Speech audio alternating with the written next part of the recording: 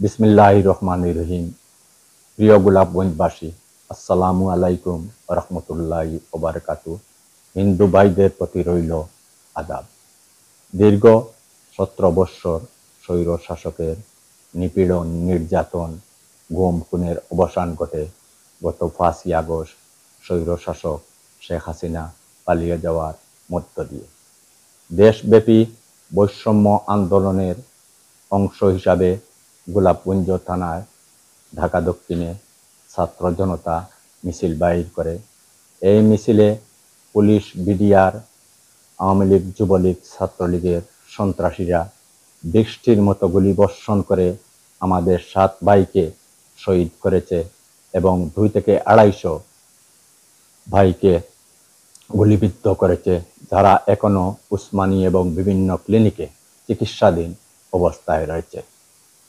তাৎক্ষণিক আমরা জাতীয়তাবাদী দল জনাব মহিসুন্নাহ চৌধুরী নার্গিস ভাইকে আহ্বায়ক করে 10 সদস্য বিশিষ্ট একটি আহ্বায়ক কমিটি গঠন করি, যাতে আমাদের এই আহতদের সুচিকিৎসা করা হয় এবং শহীদ পরিবারের খোঁজখবর নেওয়া হয়।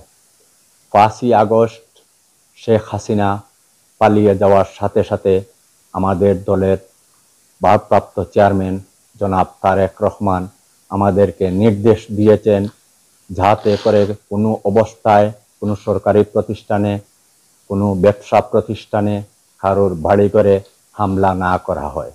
আমরা জাতীয়তাবাদী দল, বিএনপি, যুবদল, ছাত্রদল,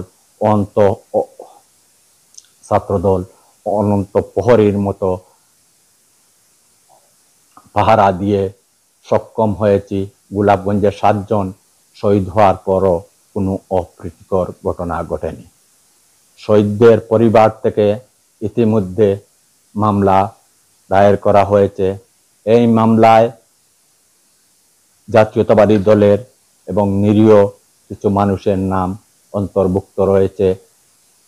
আমাদের গোলাপগঞ্জ থানার ভারপ্রাপ্ত কর্মকর্তা ইতিমধ্যে ঘোষণা দিয়েছেন, যদি কোনো নিরীহ মানুষের নাম মামলায় অন্তর্ভুক্ত থাকে, তাহলে তদন্তের মাধ্যমে তাদেরকে অতি সত্বর অব্যাহতি দেওয়া হবে। প্রিয় গোলাপগঞ্জবাসী, গতকালকে আমি দেখলাম সোশ্যাল মিডিয়ায় আমার নামে এবং আমার সাধারণ সম্পাদক জনাব মনিরুজ্জামান উজ্জ্বলন নামে ভুল তথ্য প্রকাশ করা হচ্ছে। আমি গোলাপগঞ্জবাসীর কাছে আহ্বান জানাবো, যদি আমাদের নামে কেহ চাঁদা দাবি করে, আমাদের নামে কেহ ভয়ভীতি প্রদর্শন করে, দয়া করে সাথে সাথে আমাদেরকে অবগত করবেন, নতুবা ওকে আইনের হাতে তুলে দিবেন। প্রিয় গোলাপগঞ্জবাসী, শহীদদের আত্মার মাগফিরাত কামনা করি।